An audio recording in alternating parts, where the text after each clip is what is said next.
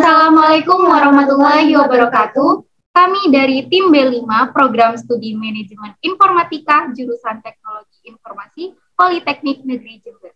Sebelumnya perkenalkan, nama saya Suci Nurhalisa dengan E31210549. Saya Apsarika Alicia Audisti dengan NIM E31211789. Saya Aisanda Fania Anissa dengan NIM E31210681. Video ini dibuat untuk memenuhi final project dengan mata kuliah Workshop Manajemen Basis Data. Langsung aja ditonton videonya ya. Semoga membantu. Penjelasan yang pertama yaitu penjelasan terkait database yang telah kami buat, yaitu database Detrave. Detrave merupakan sebuah sistem informasi berbasis desktop yang dipergunakan secara internal oleh karyawan kafe dan memiliki tujuan untuk memudahkan karyawan dalam pemrosesan data transaksi serta owner cafe dalam memonitoring kegiatan transaksi di dalam Detrave. Goals yang ingin dicapai Detrave adalah membuat sistem informasi yang memudahkan user untuk melakukan pendataan order, penjualan, serta data karyawan dari Detrave Cafe. Nah, selanjutnya tabel-tabel yang terdapat di dalam database Detrave, yaitu terdapat 8 tabel. Yang pertama, tabel chef, yang kedua, tabel kasir, 3, tabel karyawan, 4, tabel menu, yang kelima, tabel orders, 6, tabel order details, 7, tabel pembelian, dan yang terakhir, tabel penjualan. Selanjutnya, relasi di dalam database Detrave. Terdapat beberapa relasi yang tercipta. Yang pertama, relasi antara tabel kasir dengan tabel karyawan. Yang kedua, antara tabel chef dan juga tabel karyawan. Ketiga, tabel penjualan dengan tabel menu. Yang keempat, tabel orders dengan tabel menu. Yang kelima, tabel order details serta dengan tabel orders. Materi yang selanjutnya yaitu DDL. Apa sih DDL itu? DDL merupakan Data Definition Language. Terdapat beberapa jenis DDL, yaitu create statement, rename statement, alter statement, dan juga drop statement. Di sini kita akan mengambil contoh penerapan dari rename table statement. Rename table statement sendiri merupakan pernyataan yang digunakan untuk merubah sebuah nama tabel yang terdapat pada sebuah database. Rename table dipergunakan ketika kita mengalami typo saat membuat atau menulis nama tabel. Dengan rename table, kita dapat merubah nama tabel tanpa harus menghapus tabel yang telah kita buat. Untuk penerapan dari rename table statement sendiri, yaitu misalkan kita ingin mengubah nama table, test table, dengan nama table coba.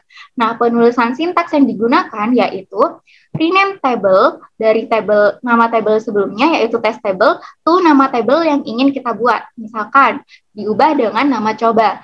Nah, maka penulisan sintaks seperti yang tertera. Selanjutnya, jika sintaks ini berhasil dijalankan, maka akan menghasilkan output seperti berikut. Nah, jika sudah statement ini berhasil, maka nama table tersebut akan berubah secara otomatis dari test table berubah dengan nama table coba. Selanjutnya, di sini saya akan menjelaskan tentang DML, di mana DML sendiri merupakan singkatan dari Data Manipulation Language. DML terdiri dari insert into, select, update, dan delete. Di sini saya akan menjelaskan salah satu contoh dari DML yaitu insert into. Insert into merupakan statement yang digunakan untuk menambah record baru pada suatu tabel. Di sini saya akan menggunakan insert into untuk menambahkan data pada tabel menu. Di mana sintaks yang saya gunakan adalah insert into menu dalam kurung ID menu, nama menu, harga, jenis menu, stock, values 6, milk tea 25, minuman 75. Sintaks ini memiliki arti bahwa data ke kolom ID menu, nama menu, harga, jenis menu, dan stok terdapat pada tabel menu dengan value-nya yaitu nama menu milk tea memiliki ID 6 dengan harga 25 yang termasuk ke dalam jenis minuman serta stok yang tersedia adalah 75. Setelah menekan tombol Go, maka akan menampilkan tabel menu dengan tambahan value seperti gambar berikut. Selanjutnya, di sini saya akan menjelaskan join tabel. Join tabel adalah penggabungan tabel yang dilakukan melalui kolom atau key tertentu yang memiliki nilai terkait untuk mendapatkan satu set data dengan informasi lengkap. Lengkap di sini artinya kolom data didapatkan dari kolom-kolom hasil join antar tabel tersebut. Join tabel terdiri dari inner join, right join, left join, self join, natural join, dan cross join.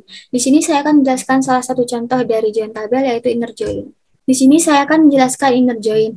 Inner join adalah tipe join yang akan mengambil semua row dari tabel asal dan tabel tujuan dengan kondisi key yang terkait saja. Dan jika tidak, maka row tersebut tidak akan muncul. Kalau tidak terdapat kondisi key antar tabel, maka semua row dari kedua tabel dikombinasikan.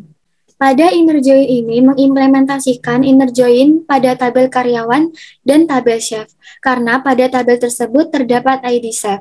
Pada tabel karyawan, ID chef menjadi foraging key, sedangkan pada tabel chef, ID karyawan menjadi primary key.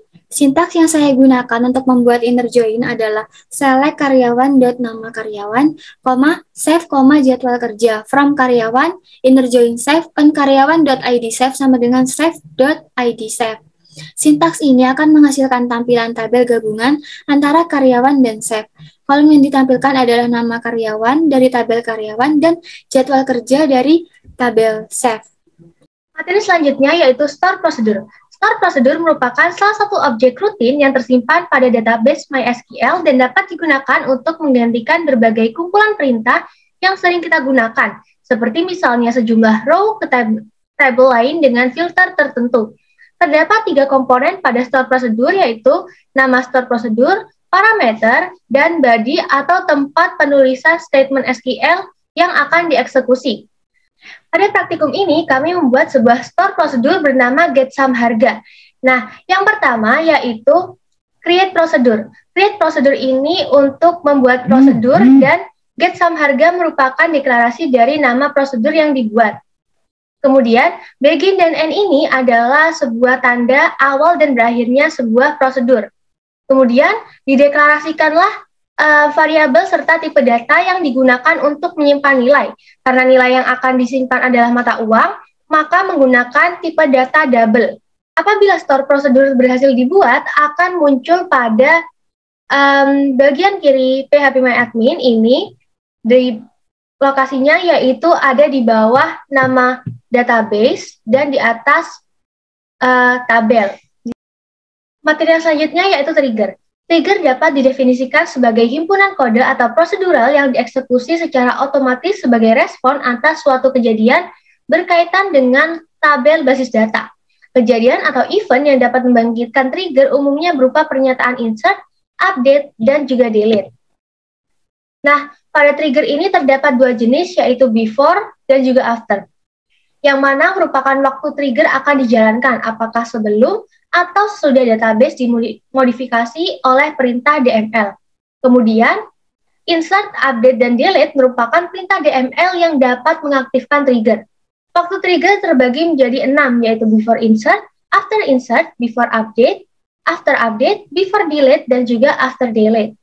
Kami mengimplementasikan trigger pada tabel orders, yang mana tahap pertama untuk membuat trigger yaitu membuat alter tabel.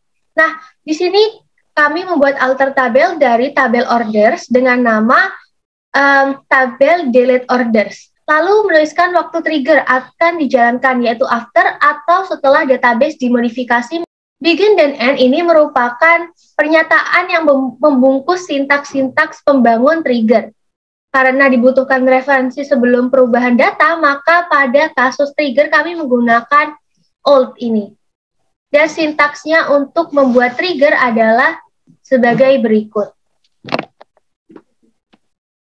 Apabila trigger berhasil dibuat, maka ketika pada tabel orders dilakukan delete pada suatu record data, maka akan otomatis pada tabel delete orders ini akan menambahkan data yang telah dihapus pada tabel order tersebut. Jadi, pada tabel orders itu datanya sudah tidak ada, namun akan berpindah kepada tabel delete orders.